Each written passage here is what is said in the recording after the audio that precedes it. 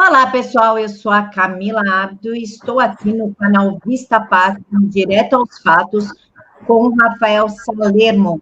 Ele é dono dos perfis de Facebook, Twitter, YouTube, do Aqui Tem Javali. Rafael, muito obrigada por aceitar nos receber. Eu que agradeço, Camila. Um grande abraço a vocês. Estou muito feliz de estar podendo participar com vocês, até porque já acompanho, junto com o Frutuoso, né, o trabalho de vocês. E hoje, querendo ou não, essa mídia alternativa é a nossa principal, é onde que a gente busca entender as verdades desse país, né?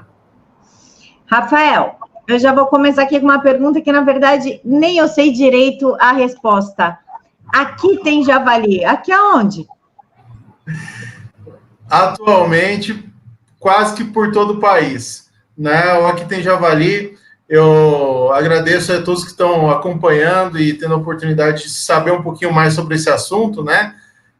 O Aqui Tem Javali, ele surgiu há mais de 10 anos atrás, quando começou a expansão dessa praga, que é o javali, e as autoridades não reconheciam esse problema, e nós tínhamos problemas em regulamentar o controle. Então, imagine que vocês tenham na casa de vocês aí problemas com, às vezes, rato, barata ou pernilongo, mas que os órgãos não permitissem que vocês fizessem esse controle, mais do que isso, não reconhecessem que vocês tivessem esse problema. Aí nós juntamos produtores rurais, pesquisadores, caçadores, naturalmente, para criar o Aqui Tem Javali, que foi uma rede de pessoas de todo o Brasil que começaram a monitorar essa praga e mostrar que, de fato, estávamos tendo problemas por todo o país.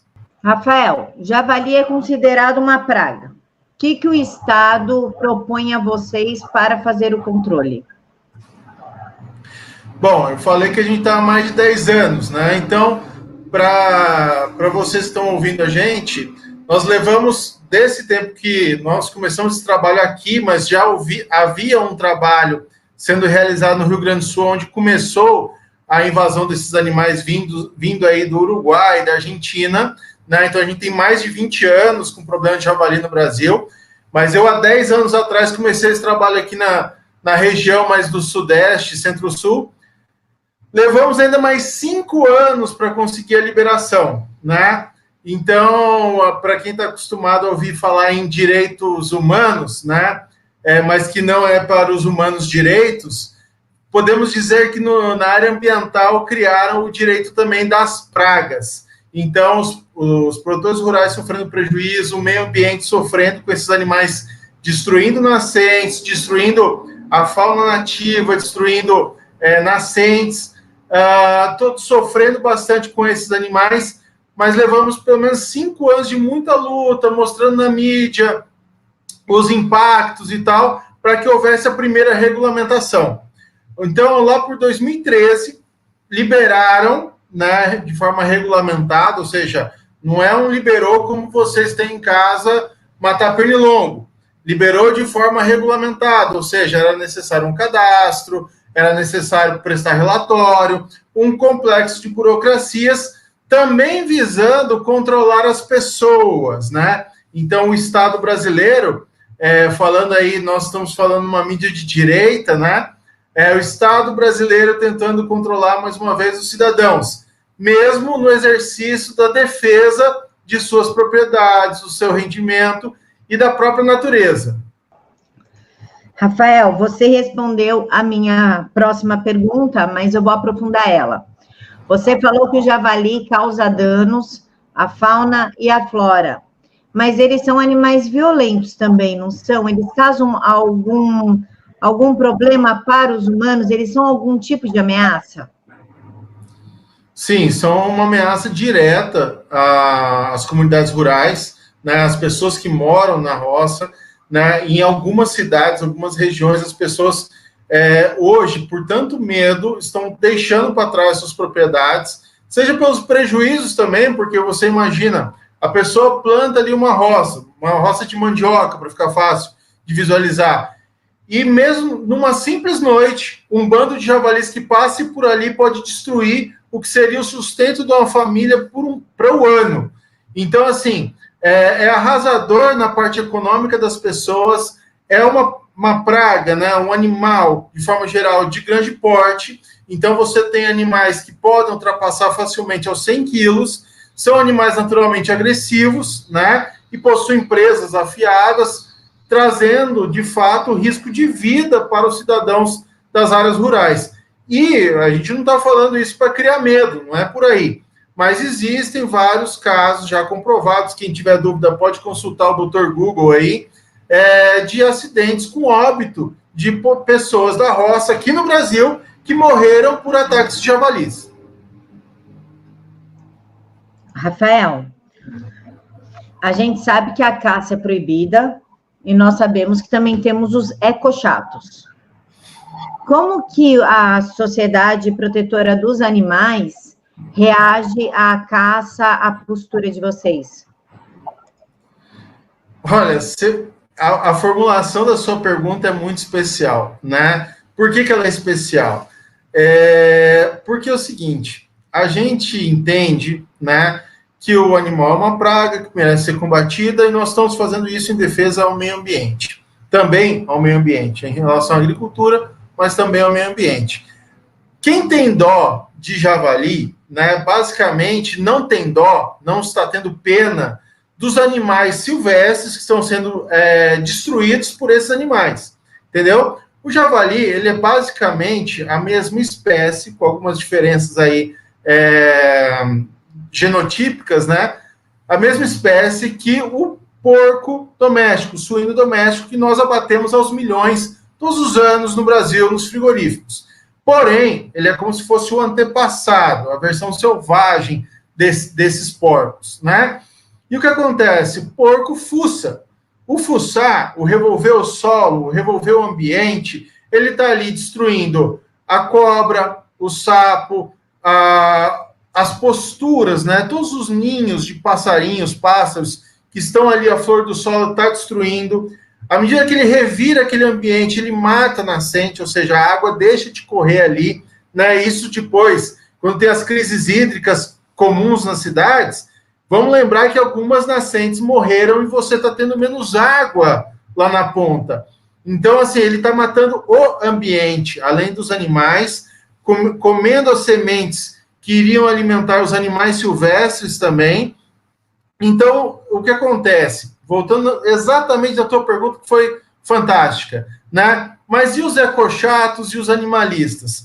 Basicamente, essas pessoas não têm noção do ambiente rural e do mundo natural. São pessoas que estão um tanto alienadas desse universo da realidade, né? E com isso elas criam enormes fantasias pensando que o javali é um personagem do Walt Disney, né? Tipo o Pumba lá do Rei Leão, né? O Timão e Pumba, aquela relaçãozinha lá. E não é bem assim. São animais selvagens, ferozes, que vivem os seus instintos, são agressivos, né? E destroem toda aquela... Mais do que tudo, não pertencem ao nosso meio ambiente. O que eu quero dizer com isso? Se você tem uma capivara, que todo mundo conhece a capivara, se você tem uma onça, que todo mundo conhece a onça come a capivara, não tem problema, isso é parte da natureza. Agora, quando um javali, um animal introduzido, que tem sua origem na África, Europa, Ásia, naquele miolo ali, vem para o Brasil, foi aí disseminado, seja por criadores, seja vindo de outros países, mas ele não pertence ao nosso meio ambiente. E começa a consumir da natureza brasileira, ele causa um completo desequilíbrio e uma grande destruição, né? Sem falar aí os prejuízos da agricultura, que causam naturalmente, quanto menos produto agrícola a gente tem lá na roça, mais caro fica aí na porta, fica mais caro aí na cidade. Então, a pessoa que reclama hoje da carne, em parte, vai faltar milho, né? Então, eu não como carne, sou vegano, não como carne. Tudo bem, o javali é onívoro, né? Então, ele não se importa com a sua veganice. Ele vai comer tanto o bichinho, quanto vai comer a sua horta orgânica. Há diversos produtores orgânicos que têm prejuízo com o javali, e isso, na prática, vai ficar mais caro para você na cidade. Se você tem condição de adquirir, não tem problema. Mas muita gente, a população em geral, vai sentir falta, vai se sentir penalizada pelo aumento dos produtos por causa dos danos do javali. Rafael, me diz uma coisa, desses protetores que vêm perturbar vocês, quantos desses protetores adotaram os javalis e colocaram nas suas casas? E quantos desses protetores fizeram locais apropriados, tipo uma fazenda para javalis? Fizeram um local apropriado para abrigá-los? Olha, deixa eu lembrar aqui, fazer uma conta. Olha, 0 mais 0 mais 0. Nenhum, naturalmente nenhum se dignificou a resgatar, em adotar, fazer uma campanha, adote um javali, né? Ou adote 100, adote 1000, porque na prática, além de serem grandes animais, o problema é o volume, eles se reproduzem rapidamente, então nós estamos abatendo esses animais aos milhares ao longo do ano, né? Então, até a gente queria, sabe, de coração, doar uns 100, uns 1000 javalis aí para essas grandes personalidades aí da proteção animal, para ver o que eles iam fazer com esses animais aí ao longo de pelo menos um ano. Então, descobrimos que os protetores dos animais são os mesmos dos direitos humanos. Eu protejo o bandido, contanto que ele fique do seu lado, não do meu. Perfeito, exatamente. Rafael, existe alguma relação, falando em lobby, entre a proibição da caça e o porte de armas? Mais uma vez, você foi fantástica, Camilo. Tô cada vez mais fã seu, porque é o seguinte, né, para a gente entender. A legislação brasileira, né, o nosso Código de Caça é de 67, ou seja, já é da época do regime militar. Lá se falava que é proibida a caça quando não houver regulamentação. Então, não é que é proibida a caça, é proibida a caça da pessoa não autorizada. Então, se a pessoa tiver uma carteirinha de caçador, como houve carteirinha de caçador até 2005, olha só, até 2005 ainda havia caça regulamentada no Brasil, como, aliás, acontece nos melhores países, os países mais desenvolvidos do mundo, né? Com todo esse debate sobre a Amazônia, na França tem mais de 1 milhão de caçador, né? Na França do Macron. Na Alemanha são centenas de milhares. Nos Estados Unidos eu não preciso nem falar. Então, o que acontece? Nos países desenvolvidos, há caça regulamentada. A caça regulamentada é uma ferramenta de manejo de forma a usufruir desses recursos naturais de forma sustentável, tá? Então, vamos dizer que no Brasil a capivara tivesse sua caça regulamentada. A gente ia fazer da capivara o mesmo que a gente faz com boi. A gente ia consumir capivara, nós íamos ter capivara no supermercado, mas de forma sustentável. Nós nunca iríamos acabar com as capivaras. Então, assim, por que essa celeuma com a caça no Brasil? Porque uma vez que você restringe ou proíbe a caça, você naturalmente diminui a demanda por armas. E aonde você diminui a demanda por armas, naturalmente você cria uma população mais fraca, submissa e sem condição de reação a um governo totalitário. Interessante isso, né? Então quer dizer o quê? Vamos voltar aí. Por que você não consegue fazer uma ditadura nos Estados Unidos? Porque você tem uma população altamente armada. A população altamente armada dos Estados Unidos, só no universo de caça, nós temos aí pelo menos 13 milhões de caçadores dos Estados Unidos. E caçador, a gente vai lembrar o seguinte, além dele ter armas, né, ele tem a capacidade de emboscar, de andar no mato, sobreviver por muitos dias na natureza. Então, assim, se você tiver um projeto totalitário de dominar sobre a sociedade, o caçador é seu pior inimigo, né? Tanto é que muito da resistência de regimes totalitários, seja os nazistas, seja os soviéticos, quando eles tentaram invadir os demais países, a principal resistência era feita de cidadãos rurais, né, que tinham as suas próprias armas de caça. Então, assim, nada por acaso, nada por acaso. A questão de não regulamentação de caça no Brasil, ela vem, sim, sendo aliada da esquerda num grande projeto de que o povo, em especial o povo rural, não tivesse condição de reação. Um grande exemplo disso a questão do MST, né? Então, o MST fazia centenas de invasões. MST ainda falando em grupos, né? São vários grupos que atuaram aí no mundo rural, produzindo invasões de terra. O MST é só o mais famoso. E que não encontravam resistência porque o desarmamento do cidadão rural, o cidadão rural fazendeiro, não tinha nem a desculpa de uma arma de caça mais, né? Ele estava totalmente ali desguarnecido. Então, é uma questão da esquerda fazer isso. A questão, outra coisa interessante, se você me permite também, é que o cidadão que caça, ele naturalmente ele é autossuficiente. Ele é uma pessoa que não pensa em relação ao governo, em sua defesa, em relação à sua alimentação. Ele não depende tanto do Estado, né? E pessoas que não são dependentes do Estado são perigosas para o Estado, se o Estado lhes quiser dominar, né? Então é isso, por isso que assim, no mundo geral, o mundo globalizado, globalista, né? O cidadão caçador, ele é uma pessoa não grata, porque ele naturalmente ele é uma ameaça a essa dominação. Rafael, dada a sua experiência com os protetores dos javalis, quantos repuseram financeiramente perdas e danos? E quais são as alternativas que eles propõem a vocês que não seja caça? Não houve qualquer reposição, né? O pessoal gosta de fazer bonito com o chapéu dos outros, né? Então, quando o produtor ali ele tem o seu prejuízo, ele não é ressarcido hora nenhuma por aquele prejuízo.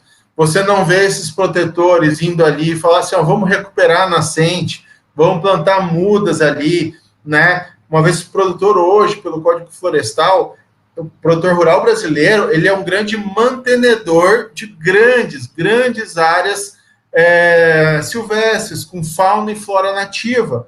O produtor brasileiro, no mínimo, ele tem que preservar 20% da propriedade. Em muitos dos casos, aqui no Cerrado, ultrapassa a 35% da propriedade, ou seja, ele mantém 1/3 ou mais do seu patrimônio sem utilização para o bem da sociedade, tá? E esses protetores, por sua vez, seja o prejuízo na agricultura, seja o prejuízo ao meio ambiente, eles não têm amparado, né? Eles não têm ferramenta para amparar isso aí. E mais do que tudo, eu falo assim, quanto ao controle, no que você bem perguntou, as alternativas apontadas são as mais mirabolantes possíveis, né? Só falta realmente falar no javali usar camisinha, porque anticoncepcional para javali já falaram, né?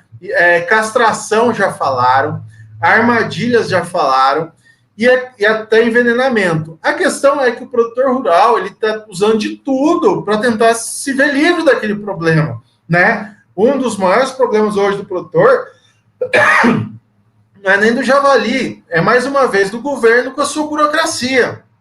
Então, você tem que fazer o seu cadastro, tem que fazer relatório, para você conseguir uma arma legalmente no Brasil, mesmo no governo Bolsonaro. O que, aliás, eu falo aqui, o que eu repeti já em outra entrevista, o Exército sabota o governo Bolsonaro, porque não há o menor cabimento, não faz o menor sentido um cidadão hoje que passou por laudo de tiro, o exame de tiro, um exame psicológico, levar mais de um ano para conseguir uma arma legalmente no Brasil. E essa é a realidade. O Exército, na parte de armas, ainda sabota o governo Bolsonaro. Falo isso com todas as letras, sem medo de errar. E mais do que isso, então, assim, tem essa questão dos prejuízos, tem a questão dessas alternativas malucas. Malucas por quê?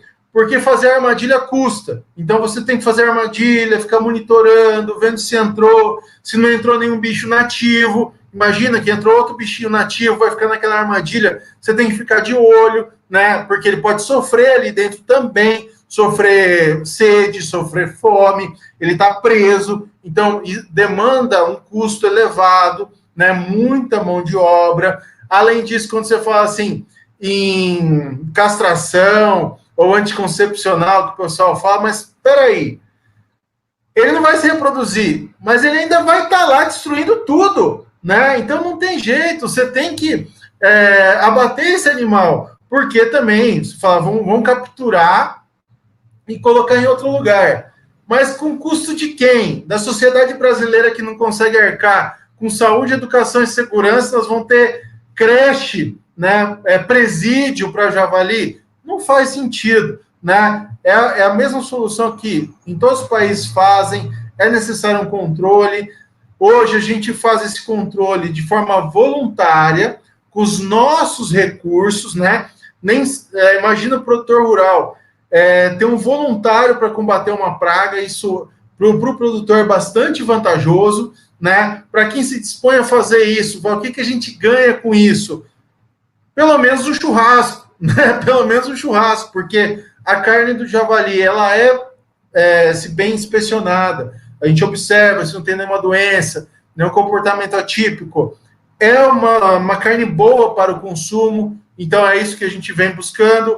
Além disso, é lógico, com os nossos amigos, com as nossas famílias, levando adiante tradições, né? Então isso tudo é muito importante para a gente, né? E é isso que nos leva a estar sendo voluntário. E olha só, os caçadores são o maior grupo voluntário ambiental do Brasil hoje. Não é o Projeto Tamar, né, com as tartaruguinhas, não é o pessoal aí dos cachorrinhos. O maior grupo de voluntário ambiental, tirando dinheiro do bolso, são os caçadores do Brasil, né? Então isso a gente fala sem medo de errar, e é bom que todo mundo que está ouvindo aí fique ciente dessas coisas antes, muitas vezes, de nos apedrejar sem saber do que se trata. Só faltou eles proporem laqueadura depois do terceiro filhote ou acima de 35 anos, né? Única coisa que faltou. Rafael, eles propuseram, os protetores do javalis, envenenamento e armadilha. Mas não é muito mais cruel o envenenamento e a armadilha do que um tiro certeiro? Na minha sincera opinião e experiência, não tenho a menor dúvida, né? E eu falo isso porque eu tenho, como agrônomo, todo o treinamento em relação à utilização de defensivos, ou seja, no caso, veneno, tanto para insetos como própria questão aí de ratos, por exemplo. Esses venenos, muitas das vezes, levam tempo para agir, então aquele ser fica ali sofrendo de alguma forma com aquele produto, né? As armadilhas não são também muito diferentes, inclusive, quem tiver curiosidade, pode ir no seu supermercado mais próximo e conferir uma armadilha chamada cola-rato. Cola-rato é uma armadilha adesiva, que você abre e coloca num cantinho onde os ratos passam, e o rato fica ali colado, né? Imagina você preso ali, de alguma maneira, de qualquer jeito, né? Tentando se soltar, agonizando por horas, se não dias, porque você não vai acompanhar aquilo ali, morrendo de fome. E isso é vendido no comércio, né? É normal, ninguém questiona. Não tem campanha de adoção de rato, né? Você falou em campanha de adoção de javali, mas vamos lembrar também, não tem campanha de adoção de rato, né? Pombo, o pessoal até dá comida na praça, mas não leva para casa, né? Então, assim, por que algumas espécies acabam tendo uma empatia, até pelo desconhecimento de quem não convive com elas, e outras, né, causam repulsa, né? O pessoal tem que adotar também, adotar barata, né? Levar para casa, cuidar, né? Afinal de contas, que é a coisa mais triste, que a tal da baratinha, a dona baratinha que a gente cantava nas musiquinhas lá, infantil, né, dona barata, ser morta por uma cruel chinelada, né, é o cúmulo. Então a gente tem que ter, a gente não pode ser hipócrita, né, e falar que para uns podem, outros não, né, e é uma coisa muito séria, né, e eu vou levar, assim, deixando a brincadeira um pouco de lado, e levando para a parte mais séria e importante que nós temos aí, os javalis, eles compartilham algumas doenças com o nosso rebanho doméstico, ou seja, eles podem ter as mesmas doenças que os nossos suínos domésticos, que é o nosso gado bovino, inclusive. E o que acontece? Vou dar um exemplo aí, no caso dos porcos, a peste suína africana, que está destruindo o plantel de suínos da África, perdão, o plantel de suínos da Ásia, no caso da China principalmente, e até mesmo na Europa já. É um dos motivos que o preço da carne no Brasil está caro, né? Está faltando carne lá na China por causa dessa doença. Então, eles estão tendo que importar carne nossa. Agora, os nossos javalis podem ter doenças que vão causar também grandes epidemias, morte sobre o nosso rebanho, ou mesmo embargos comerciais. Ou seja, imagine para um estado tão dependente do agronegócio, da pecuária, como Minas Gerais, ou Paraná, ou Santa Catarina, Mato Grosso do Sul, Goiás, né? Se de uma hora para outra você não pode vender essa produção não só para o exterior, como nem mesmo para o estado vizinho, que é o que aconteceria se houvesse um surto, seja de uma peste suína africana, seja de uma aftosa, e que é o risco iminente que nós temos por ter tantos javalis soltos, sem controle, né? As autoridades estão alertadas sobre isso, né? Mas pouco tem feito por causa dessa ideologia, por causa desse não me toque. A gente tem que lembrar, mudou o governo, mas os funcionários, né, são concursados. O mundo pode desabar aqui no Brasil, o salário deles vai bater no final do mês do mesmo jeito, seja no IBAMA, na Embrapa, no Ministério da Agricultura. Então, eles não têm feito quase nada para melhorar essa realidade, inclusive no Exército, né, que tem mostrado uma clara incompetência nessa questão das armas, né?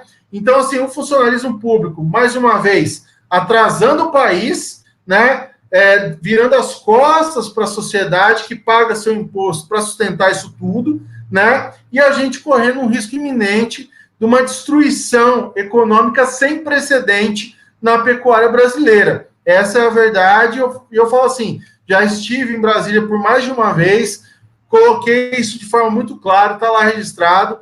O impacto econômico equivale a uma bomba atômica. Por quê? Porque se tiver um surto sanitário, além de você não poder comercializar aqueles animais, aquilo ali não é só imediato, né? Aquilo ali perdura por anos, 5, 10 anos, a economia não se recupera. Então, assim, é assombroso o risco que nós, cidadãos rurais, produtores rurais, e mesmo os técnicos que trabalham, estamos sofrendo na parte econômica pela falta de ação do governo brasileiro no momento.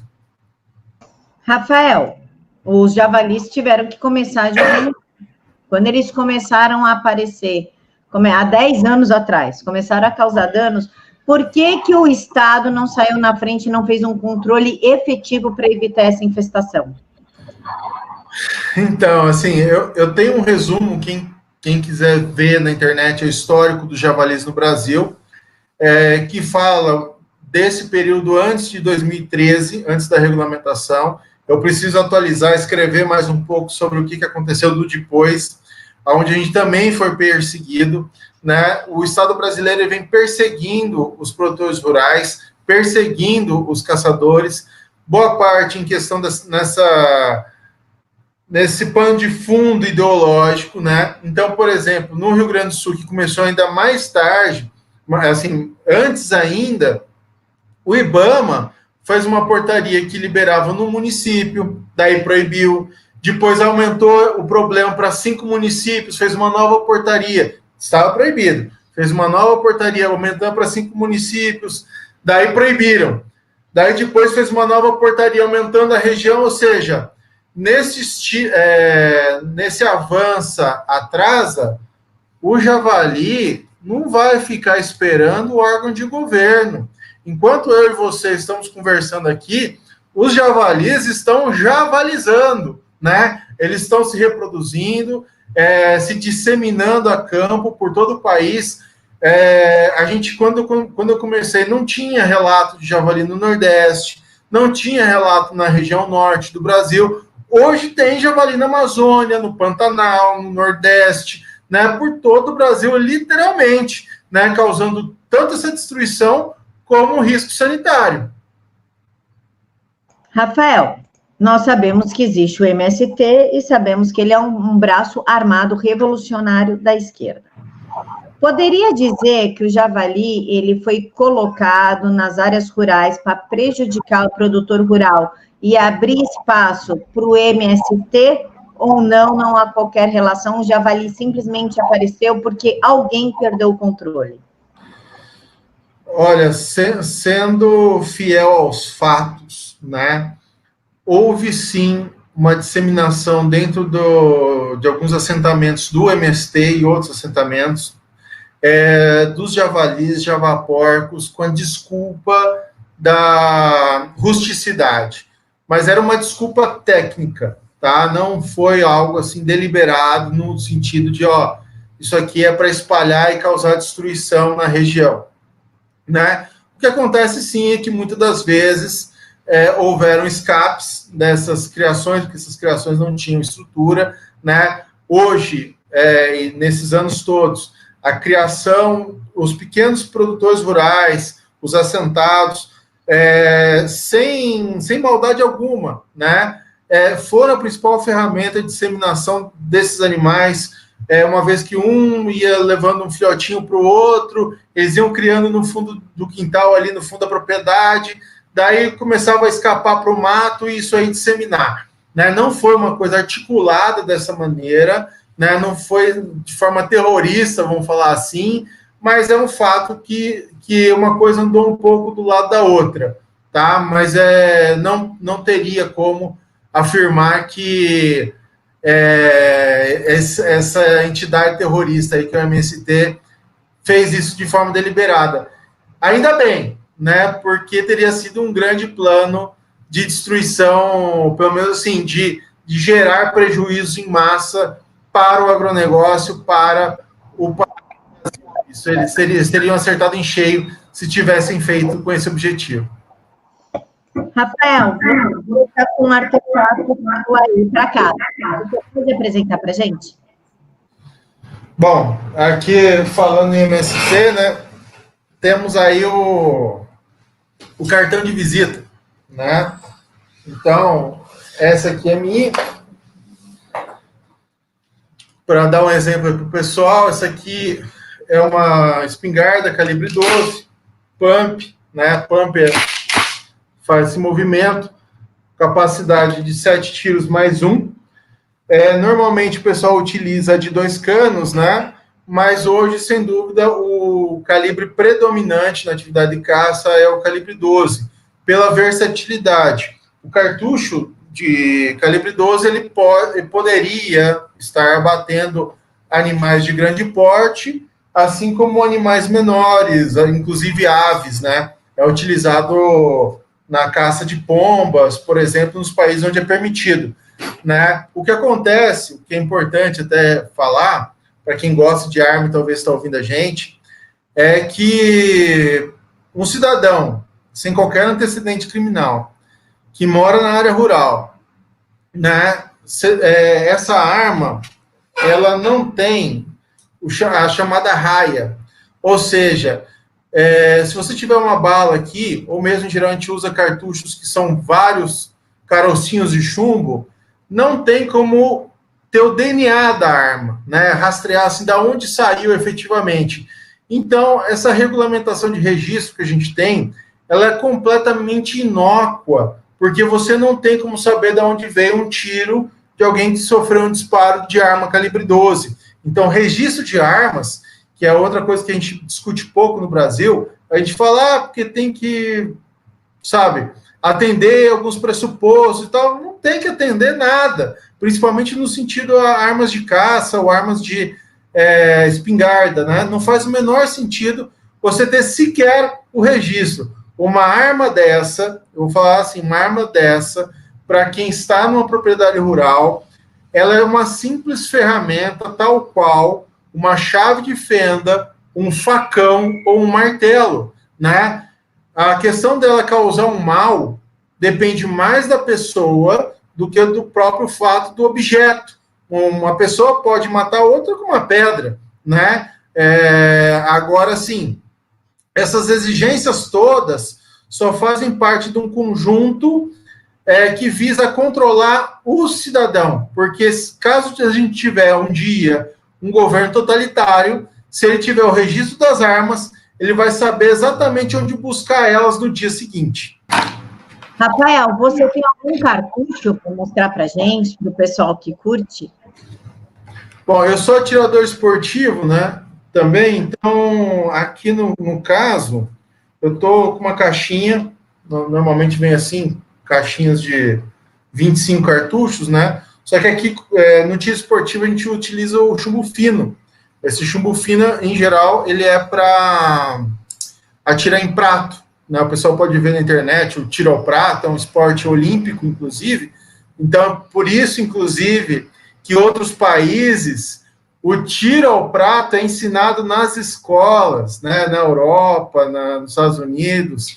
E aqui no Brasil, essa indústria da covardia, onde o menino não pode nem ter uma arma de brinquedo, na cidade onde eu moro, inclusive, a Câmara fez uma lei estúpida e foi aprovada proibindo as armas de brinquedo, né, a venda de armas de brinquedo. Naturalmente, eu vou comprar em outro município e gerar impostos em outros municípios para comprar uma arma para o meu filho, porque ele vai crescer como um homem, né, como alguém que pode se defender, e não um rato, mas questão assim, voltando à questão esportiva, né, a gente utiliza chumbo fino. Eu não vou ter aqui fácil, né, teria que pegar aqui atrás, para quem quer ver questão de segurança, tem ali um cofre, né, então o cidadão brasileiro hoje ele é até obrigado a ter um cofre, às vezes menor, maior, né, de acordo com o seu acervo, para ter segurança de que eu também não sou um maluco de deixar armas aí expostas ao acesso livre de qualquer pessoa,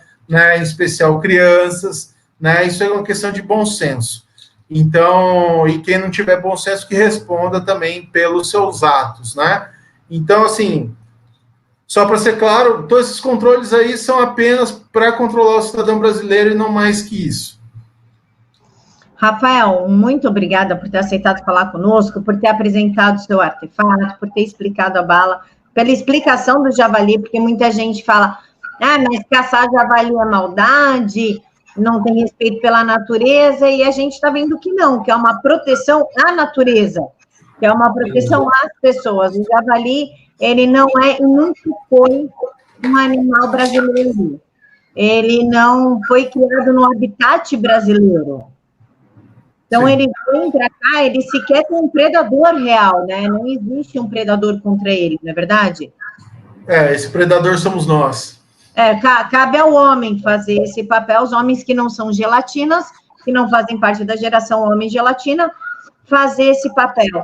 Rafael, você gostaria de deixar suas considerações aqui para o pessoal, falar do seu canal, da sua página para a gente? Olha, eu agradeço esse espaço que foi dado para a gente.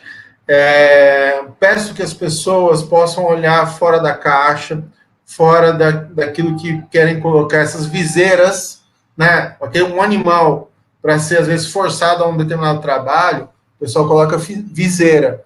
O nosso governo, os nossos políticos colocaram viseira em vocês, muitas das vezes, né? Feliz de quem está podendo ver esse conteúdo e vai poder falar para outras pessoas também sobre a caça, né? Essa caça regulamentada que ela gera conservação, ela protege o meio ambiente. Mesmo outras espécies silvestres poderiam ser melhor aproveitadas, protegidas, se houvesse uma regulamentação, assim como há em outros países, sobre as suas espécies silvestres, né? Os países desenvolvidos fazem isso largamente, sem qualquer problema. A questão das armas também, as armas protegem os cidadãos, protegem a sua família, seu ganha-pão, protegem a natureza dessa maneira, sendo bem utilizadas, né? Protegem o país, né, de interesses externos, né? Então, para a gente não ficar de joelhos a outros interesses, né, a outras nações. Então, assim, até o momento, quiseram que o brasileiro não utilizasse seus recursos, né? Aproveitando esse espaço mais uma vez, para vocês terem uma ideia, somente a caça regulamentada na Espanha gera estudos de consultorias de altíssimo padrão. A caça regulamentada com espécies silvestres na Espanha gera 30 bilhões de reais por ano e gera 200 mil empregos. Será que o Brasil precisa de emprego? Será que o brasileiro precisa de renda? Por que o brasileiro não pode utilizar seus recursos naturais? Né? O pessoal cria tanta celeuma em utilizar, seja a mineração, a extração de petróleo, outras questões aí, só para manter o brasileiro... Eu vou amarrar minha língua para não falar o que eu queria falar, mas a gente tem que perceber o quanto que a gente foi amarrado para não se desenvolver enquanto país, não se desenvolver enquanto cidadão. Então, a caça, a proibição da caça é uma dessas questões, a restrição à posse de armas, a sua utilização é a mesma coisa, né? Então, assim, convido vocês a acompanharem o site, a rede Aqui Tem Javali, nas redes sociais também, a gente divulga fotos, vídeos, mas abram seus olhos, né? Aquilo ali é muito mais do que simplesmente um bicho morto, não é isso. Envolve a cultura do meio rural, as pessoas convivendo com seus amigos, com as suas famílias, tendo acesso a um alimento saudável, de extrema qualidade, orgânico, né? E são coisas que ninguém vai falar para vocês. Mas eu volto aqui a agradecer ao pessoal do Vista Pátria por esse espaço, da gente poder divulgar essas verdades aí para todo mundo. Um grande abraço, muito obrigado, Camila, mais uma vez. Pessoal, então esse é o Rafael Salermo, as redes sociais do Aqui Tem Javali estão aqui na caixa de informações. Muito obrigada por nos acompanhar até aqui. Quero lembrar para vocês que o canal tem Apoia-se, então clica e dá uma força para o canal.